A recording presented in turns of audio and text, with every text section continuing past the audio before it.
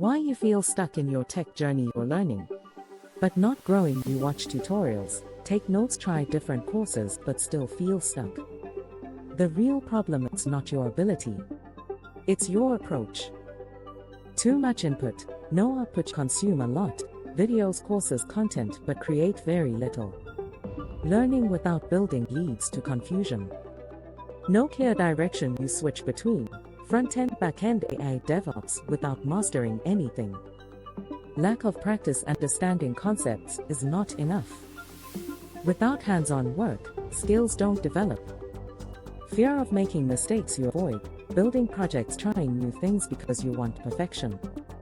What actually works? Pick one path, build real projects, practice daily, accept mistakes. The shift from consuming to creating, from learning to building, the result clarity, confidence, real progress. The final take: you're not stuck. You're just not building enough. Rocket emoji.